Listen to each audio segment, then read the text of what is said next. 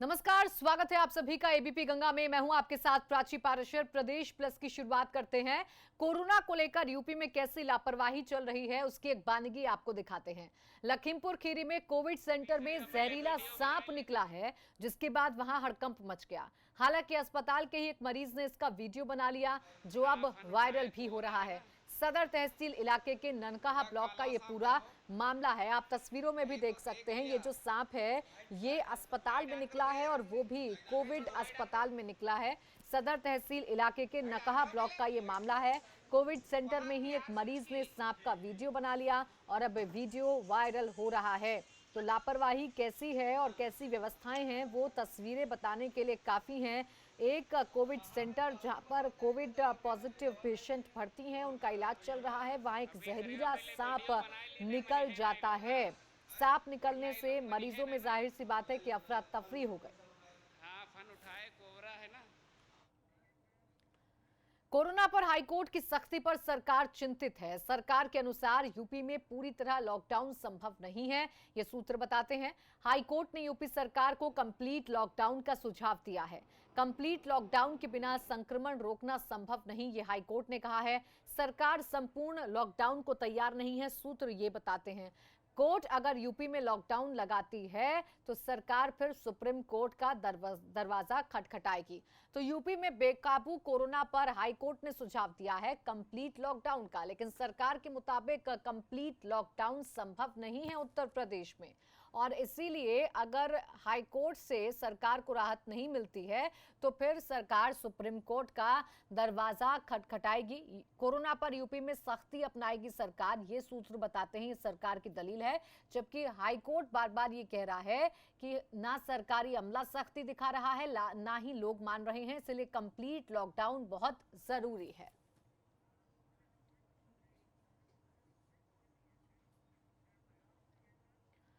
और इस वक्त हमारे सहयोगी जुड़ गए हैं, उनका हम रुक कर लेते हैं और समझते हैं कि उत्तर प्रदेश में वाकई कैसे हालात हैं। संतोष शर्मा लखनऊ से हमारे साथ हैं, नीतीश पांडे वाराणसी से और प्रभात अवस्थी कानपुर से हमारे साथ जुड़े हुए हैं। संतोष, मैं सबसे पहले आपका रुक करना चाहूंगी। राजधानी में आप मौजूद हैं, यहाँ के हालात तो हम देख ही रहे हैं। ऐसे में सरकार चाह रही है कि कंप्लीट लॉकडाउन ना हो, वो सख्ती दिखाए, जबकि हाईकोर्ट ये सुझाव दे रहा है कि कंप्लीट लॉकडाउन उत्तर प्रदेश में हो। तो ये जो कश्मकश की स्थिति है, क्या इसका तरीका, क्या इसका बीच का रास्ता सरकार निकाल रही है?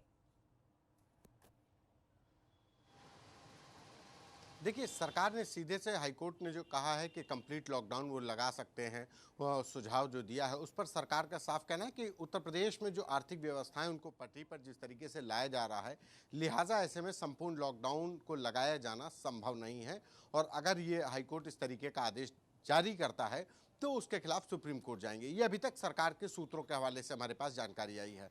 लेकिन सबसे बड़ी बात कि हाईकोर्ट के इस डायरेक्शन के बाद ये कहीं ना कहीं उत्तर प्रदेश की मशीनरी के ऊपर सवाल खड़े करता है, अफसरशाही के ऊपर सवाल खड़े करता है। कोरोना के बीच में जो लॉकडाउन हुआ, लॉकडाउन के बाद जो सोशल डिस्टेंसिंग और मास्क पहनने की जो गाइडलाइन जारी की गई, उसके गाइडलाइन का पालन कौन करवाएगा? नौकरशाही, अफसरशाही। लेकिन जो भयावह हालात हो गए, कोरोना संक्रमित मरीजों की संख्या बढ़ती गई और जिसके चलते राजधानी लखनऊ ही सबसे ज़्यादा बेहाल शहर के तौर पर सबसे ज़्यादा हो गई है। तो ऐसे में फेलियर जो हुआ है वो सरकार का नहीं, सरकारी तंत्र में बैठे अफसरशाही का फेलियर है। ये अफसरों की लापरवाही के चलते आज सरकार की किरकिरी हो रही है। उत्तर प्रदेश सरकार के ऊपर की ये जो हाईकोर्ट ने टिप्पणी की है कि यहाँ पर संपूर्ण लॉकडाउन लगाया जाए, तो ये कहीं ना कहीं उत्तर प्रदेश सरकार की भूमिका पर सवाल खड़े कर रहा है। लेकिन इसके पीछे कहीं ना कहीं अफसर हैं, अफसरों की लापरवाही है, जिसके चलते की लापरवाही है, उनका सुस्त रवैया है। यही वजह है कि उत्तर प्रदेश में कोरोना के जो आंकड़े हैं वो डराने लगे हैं। मोइन का हम रुक कर लेंगे, प्रयागराज से वो मौजूद हैं। मोइन, अगर मैं प्रयागराज की बात करूं तो यहाँ पर अधिकारियों का जो रवैया है वो कैसा नजर आता है? क्या सख्ती से पालन करवाया जा रहा है उन तमाम गाइडलाइंस का जो बेहद जरूरी है कोरोना से बचने के लिए?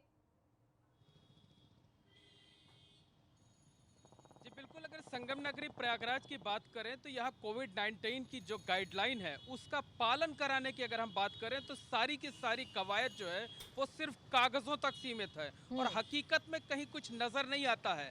घंटे आधे घंटे के लिए कुछ खास जगहों पर, कुछ चिन्हित जो स्थान है, वहाँ पर जो है वो चालान किया जाता है, लोगों की छानबीन की जाती है और लोगों को समझाने और जागरूक करने से ज़्यादा जो है वो दिलचस्पी जो सरकारी अमला है वो लोगों का चालान काटने में दिखाता है जो है। तो साफ तौर पर कहा जा सकता है कि प्रयागराज में सरकारी अमला सुस्त नज़र आता है, लापरवाह नज़र आता है, उसकी कतई दिलचस्पी नहीं होती कि लोगों को जागरूक किया जाए, लोगों को उनकी जिम्मेदारी का एहसास दिलाया जाए और जो लोग इन नियमों को ना माने उनके खिलाफ कड़ी कार्रवाई की जाए। और इसके साथ साथ अगर बात करें प्रयागराज की, तो यहाँ के नागरिक भी उतने जिम्मेदार और जागरूक नजर नहीं आते हैं, जबकि ये पढ़े लिखे लोगों का शहर कहा जाता है, बुद्धिजीवियों का शहर कहा जाता है। इस वक्त हम मौजूद हैं प्रयागराज में बिजली घर चौराहे पर। यहाँ की तस्वीरें आपको दिखाना चाहेंगे। तस्वीरें देखकर आप खुद अंदाजा लगा लीजिए कि सड़कों पर किस तरह से भीड़-भाड़ रहती है और तमाम लोग ऐसे होते हैं, एक बड़ी संख्या में तकरीबन 1/3 लोग ऐसे होते हैं जो बिना मास्क पहने ही सड़कों पर बेफिक्र होकर वो घूमते नजर आते हैं। आप देखिए हमारी बाएं तरफ रिक्शा जा रहा है, इन्होंने मास्क नहीं लगा रखा है। ये साइकिल सवार जा रहे हैं, इन्होंने भी मास्क नहीं लगा रखा है। सामने रिक्शे पर देखिए 2 लोग बैठे हैं, चाहे रिक्शा पुलर हो, उसने भी मास्क नहीं लगा रखा है और इनको रोकने वाला कहीं कोई नहीं है, इसलिए ये लापरवाह नजर आते हैं, बेफिक्र नजर आते हैं। मोइन, तस्वीरों में हमने देखा कि मास्क लोगों के चेहरे पर नहीं है, वो तमाम सुरक्षा मानक का पालन नहीं किया जा रहा है, ना तो लोग कर रहे हैं और ना ही उन पर सख्ती प्रशासनिक अमला कर रहा है। हम नीतीश का भी रुख कर लेंगे, वाराणसी से वो मौजूद है। नीतीश, सरकारी अमले की लापरवाही और किरकिरी हो रही है सरकार की, हाईकोर्ट कंप्लीट लॉकडाउन का सुझाव दे रहा है। वाराणसी के अगर आप हालात बताएं तो यहां पर आपको क्या नजर आता है? क्या लोग जागरूक हैं? और अगर लोग जागरूक नहीं हैं तो क्या सख्ती हो रही है लोगों पर प्रशासन की तरफ से? प्राची, शुरुआत तो यहाँ के जिलाधिकारी से करना चाहूँगा। लगता ऐसा है कि बनारस में जिलाधिकारी खुद कोरोना इंतजामों को लेकर कंफ्यूज हैं। तमाम दावे और उसके बाद हर सप्ताह जो दुकानों को खुलने का जो समय है वो बदल जाता है। ऐसे में व्यापारी और जिलाधिकारी के बीच कहीं ना कहीं खींचतान की स्थिति बनी हुई है। बीते दिनों एक व्यापारी ने मुख्यमंत्री तक से फोन पर बातचीत कर ली और पूरी समस्याएं बताई और उसके बाद उसको नोटिस पकड़ा दिया गया कि आप 3 दिन के अंदर इसका स्पष्टीकरण दें कि आपने किस आधार पर बातचीत की। तो व्यापारी और जिलाधिकारी में कोरोना इंतजामों के बीच जो जिस तरह के टशन के भाव हैं और इंतजामों का जो आपको बता चुका कि जिस तरह से दुकानों का बदलने का समय है, जिलाधिकारी क्या इसमें इंतजाम करते हैं, हर रोज इनके टाइम बदलते हैं। ऐसे में खींचतान की स्थिति है। अगर आम जनता की बात करें तो अगर 100% में देखें तो 40% लोग मास्क लगाते हैं, 20% लोग ऐसे ही घूमते नजर आते हैं, उनके लिए कोरोना की कोई दिक्कत नहीं, घाट रोड के किनारे टहलते नजर आ जाते हैं। जो लोग निकलते हैं वो पुलिस का सामना अगर कर पाते हैं तो पुलिस उन पर किस तरह से अपना जुल्म ढाती है कि किसी से ये कहती है कि आपने वाल वाले मास्क नहीं लगाए हैं तो आपका चालान होगा, वाल वाले अगर मास्क लगाएंगे तो आप कोरोना से बचेंगे। यानी कोरोना के नाम पर जो मनमानी है वो देखने को मिल रही है। हर कोई अपने मन के मुताबिक चलने की कोशिश कर रहा है और जो गंभीरता है कोरोना की वो समझने की कोशिश नहीं कर रहा है। प्रभात, हमने लखनऊ और वाराणसी, प्रयागराज यहाँ के हालात तो समझ लिए, कानपुर के हालात जरा आप समझाइए। क्या यहाँ पर भी ऐसा ही नजारा देखने को मिलता है जैसा कि उत्तर प्रदेश के बाकी जगहों पर देखने को मिल रहा है? जी बिल्कुल प्राची, आपको बताना चाहूँगा कि अगर बात कानपुर की जाए तो कानपुर में जो स्थिति है वो अनियंत्रित हो चुकी है। कोरोना के जो मामले हैं वो 13,000 का आंकड़ा पार कर चुके हैं, तो वहीं मृतकों की संख्या जो है वो पूरे उत्तर प्रदेश में सबसे ज़्यादा कानपुर में है, ये अब 400 के पास पहुँचने वाली है। तो लगातार जिस तरह से अगर कानपुर की बात की जाए तो यहाँ पर ना ही जो अधिकारी हैं जिनको यहाँ पर पालन करवाना वो सजग दिखते हैं और ना ही यहाँ का जो आम नागरिक है, जो यहाँ कानपुर के रहने वाले लोग हैं, वो बिल्कुल भी सजग नहीं दिखते हैं। क्योंकि जिस तरह से कोरोना के चलते गाइडलाइन आई है कि गणेश पूजा हो या फिर मुहर्रम हो, दोनों ही जो वो उत्सव है या जो त्यौहार है उनको नहीं मनाया जाएगा और लोग अपने घरों पर ही सोशल डिस्टेंसिंग के तहत ही प्रतिमाएं रखेंगे। लेकिन अगर कानपुर की बात की जाए तो जगह जगह से तस्वीर आती है कि लोग मान नहीं रहे हैं, चाहे वो गणेश चतुर्थी के पंडाल हो वहाँ पर भी भीड़ लग रही, तो मुहर्रम के मजलिस के नाम पर भी लोग इकट्ठे हो रहे हैं। दोनों तस्वीरें जो हैं वो कानपुर में सामने आई हैं। सबसे अहम बात अगर बात की जाए तो कानपुर की, तो अधिकारी जो है वो लगातार मुकदमा करने की बात करते हैं, लगातार सख्त रवैया अपनाने की बात करते हैं। लिहाजा कानपुर रेंज में अब तक 3.25 करोड़ रुपए जुर्माना वसूला जा चुका है। इससे आप अंदाजा लगा सकते हैं कि यहाँ का जो व्यक्ति है, जो यहाँ के आम लोग हैं, यहाँ के लोग जो रहने वाले बासिंदे हैं, वो कितने जागरूक हैं कि वो लगातार जुर्माना तो दे रहे हैं, लेकिन वो सजग नहीं होते नजर आ रहे हैं। वो बिना जुर्माना वसूला जा रहा है और कहीं कहीं पर सख्ती हमें अगर देखने को मिल भी जा रही है, उसके बावजूद हालात क्यों नहीं सुधर पा रहे हैं, और इसी पर सरकार भी चिंतित नजर आ रही है, और इसी को लेकर सुझाव हाईकोर्ट की तरफ से भी दिया गया है। नीतीश, मोइन, प्रभात, आपका बहुत शुक्रिया हमारे साथ जुड़ने के लिए और तमाम जानकारी हमें देने के लिए। संतोष, आप हमारे साथ बने रहिएगा, आगे भी हम आपसे जानकारी लेंगे। तो देखिए सरकार चिंतित क्यों है और हाईकोर्ट क्यों ये सुझाव दे रहा है, इसकी बानगी अब देखिए। एक और बड़ी खबर मिल रही है लखनऊ से, प्रदेश सरकार के एक और मंत्री कोरोना संक्रमित हो गए हैं। पंचायती राज मंत्री भूपेंद्र चौधरी संक्रमित हो गए हैं। ट्वीट कर मंत्री भूपेंद्र चौधरी ने इसकी जानकारी दी है। संपर्क में आने वालों को जांच की सलाह दी है। तो ये बड़ी खबर आपको बता दें, उत्तर प्रदेश में इससे पहले 2 मंत्रियों की कोरोना की वजह से मौत भी हो चुकी है, और अब पंचायती राज मंत्री भूपेंद्र चौधरी ने खुद ट्वीट कर इस बात की जानकारी दी है कि उन्हें कोरोना हो गया है, वो कोविड-19 पॉजिटिव है।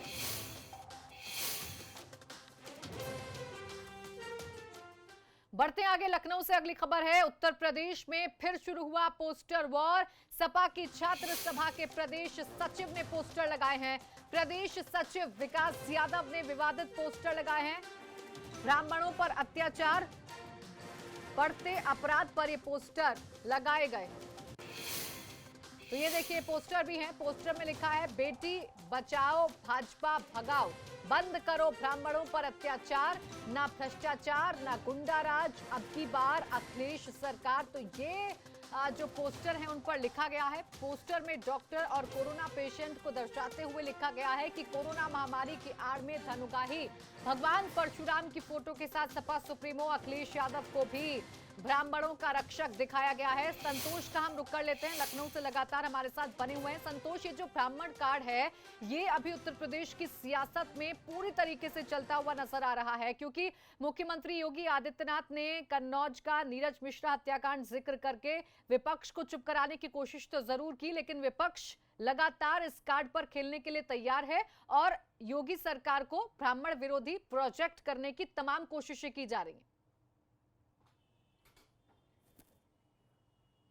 बिल्कुल, ये ब्राह्मण विरोधी सरकार को प्रोजेक्ट करने के लिए बीजेपी को ब्राह्मण विरोधी बताने के लिए कोशिश का ही नतीजा है कि आज दारुल सफा प्राची वो इलाका है जहां पर विधायक रहते हैं, माननीय रहते हैं, और जहां पर ये पोस्टर लगाए गए वो उसी पूरे कैंपस का बाउंड्री, ये पूरा कैंपस है और उसी विधायकों के जो बंगले हैं, जो क्वार्टर्स हैं, वहीं पर ये पोस्टर लगाए गए। समाजवादी पार्टी की जो छात्र सभा उसके प्रदेश सचिव विकास यादव की तरफ से ये पोस्टर लगाए गए। हालांकि इसकी जानकारी मीडिया के साथ पुलिस को मिली तो आनंद फानन में सारे पोस्टर हटा दिए गए, पुलिस फाड़ ले गई। हमारे पास तस्वीरें हैं, वीडियो है कि जो पुलिस उन पोस्टर्स को निकाल रही है, और जाहिर है कि हजरतगंज कोतवाली में शाम तक इन विवादित पोस्टर्स को लेकर के मुकदमा भी लिखा जाएगा। लेकिन पोस्टर वॉर के जरिए कहीं ना कहीं जो ब्राह्मण कार्ड है, जिसके साथ महिलाओं के साथ अपराध है, उत्तर प्रदेश में क्राइम रेट को लेकर के जो हमला जो किया जाता है, सियासी हमला है, उत्तर प्रदेश सरकार को घेरने की कोशिश है, उसी के नतीजा है कि पोस्टर वॉर उसी की एक अगली कड़ी है। समाजवादी पार्टी शुरू से ही अपने आप को एक ब्राह्मण हितैषी पार्टी के तौर पर प्रोजेक्ट कर रही है। हाँ। और शुरुआत परशुराम की मूर्ति लगाने से हुई, उसके बाद बीजेपी ने काउंटर अटैक किया, उसका काउंटर करते हुए नीरज मिश्रा हत्याकांड की जांच दोबारा शुरू कराने की बात की जा रही है। नीरज मिश्रा हत्याकांड कैसे हुआ, उसमें नीरज मिश्रा के जो धड़ को काट करके कहां ले जाएगा, ये तमाम ऐसी बयानबाजी हुई। खुद मुख्यमंत्री योगी आदित्यनाथ ने सदन में इसको लेकर के बयान दिया और केस कहा जा रहा है कि दोबारा से रीओपन होगा, यानी कि ब्राह्मण जो वोट बैंक है उसी को साधने को लेकर के अब समाजवादी पार्टी और बीजेपी के बीच में रस्साकशी चल रही है। हालांकि इस पूरे ब्राह्मण वोट बैंक को साधने की कोशिश में बसपा और कांग्रेस भी बराबर से है, लेकिन लीड समाजवादी पार्टी कर रही है। वजह के समाजवादी पार्टी के पास जमीनी जो संगठन की जरूरत होती है, चाहे पोस्टर लगा दिए विकास यादव ने, छात्र सभा के नेता ने, तो वो जो एक जमीनी स्तर पर जो लड़ाई लड़ने की बात है, वो समाजवादी पार्टी कुछ कहावत चरितार्थ होती हुई नजर आ रही है, क्योंकि एक तरफ विपक्ष हमला बोलता है तो सरकार की तरफ से भी करारा जवाब दिया जाता है। शुक्रिया तमाम जानकारी के लिए। बढ़ते आगे लखनऊ से अगली खबर, जहां काकोरी हादसे में बढ़ी मरने वालों की संख्या। अब तक 6 लोगों की हादसे में मौत हो चुकी है। मरने वालों में एक महिला भी शामिल है। दूसरे बस के ड्राइवर की भी इलाज के दौरान मौत हो गई है। सीएम योगी ने इस हादसे पर दुख जताया। 5 मुसाफिरों की हालत गंभीर बताई जा रही है। 2 रोडवेज बस और ट्रक के बीच में टक्कर हुई थी। बस हादसे में जांच के लिए कमेटी बना दी गई है। 24 घंटे में कमेटी से जांच रिपोर्ट तलब की जाएगी। 3 सदस्यीय समिति दुर्घटना स्थल पर रवाना हो गई है। परिवहन निगम के एमडी ने भी गठित कर दी है समिति।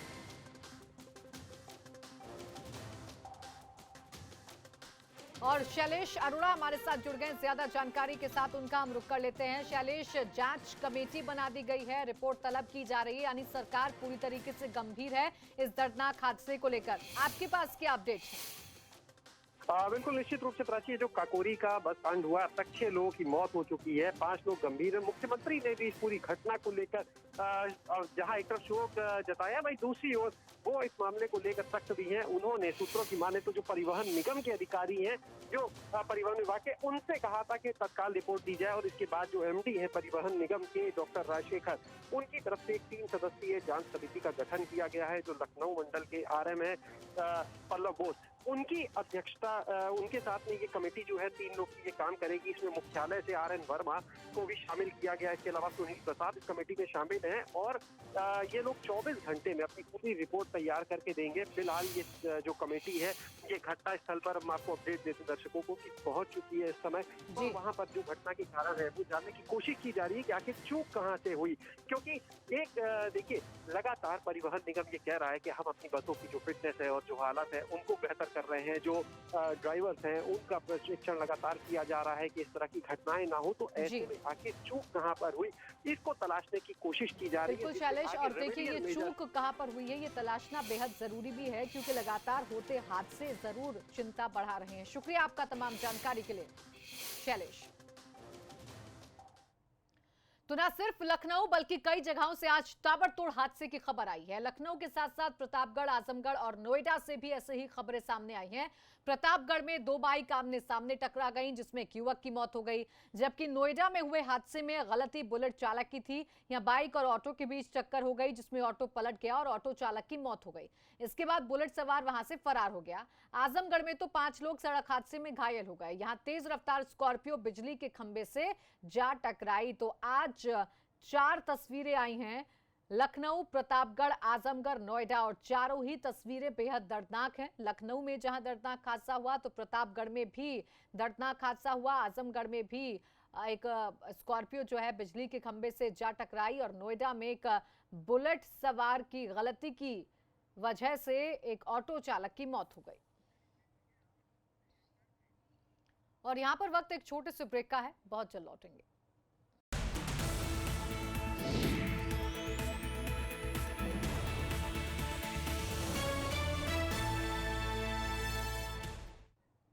ब्रेक के बाद स्वागत है आपका। बरेली से खबर, जहां बालाजी टेलीफिल्म्स के कलाकार ने अपने पिता पर बड़ा आरोप लगाया और पिता पर हत्या की कोशिश का आरोप लगा दिया।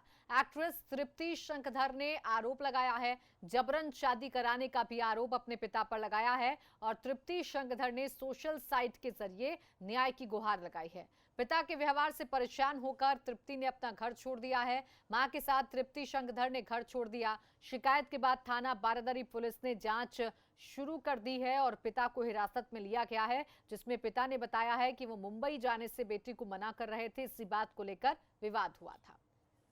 Look at these. He tried to cut me also. Hi guys, my name is Tripti Shankar. My father, his name is Ramratan Shankardhar. उन्होंने मुझे जान से मारने की एक बार कोशिश की। उन्होंने मेरे पूरे बाल पकड़ के मारा and see look at these, he try to cut me also. Hi guys, my name is Tripti Shankar. My father, his name is Ramratan Shankardhar. उन्होंने मुझे जान से मारने की एक बार कोशिश की। उधर एक्ट्रेस तृप्ति शंखधर के आरोपों पर पिता ने एबीपी गंगा को सफाई दी है। उन्होंने क्या कुछ कहा, आपको सुनाते हैं।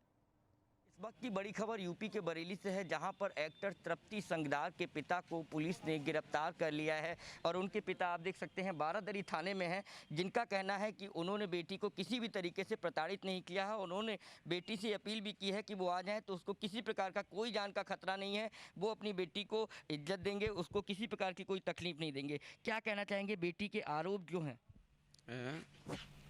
क्या जी? बेटी ने जो आरोप लगाए हैं, क्या उसकी जान को खतरा है? उसकी जान को बिल्कुल कोई खतरा नहीं है, ना ही उसके साथ कोई मारपीट हुई। मैंने डांटा था उसको और वो घर से अपनी मर्जी से गई है और मैं चाहता हूँ अपने घर पे आए, क्योंकि घर पे आना ही आना ही ठीक है उसके लिए और हमारे लिए, दोनों के लिए। आरोप क्यों लगा रही है?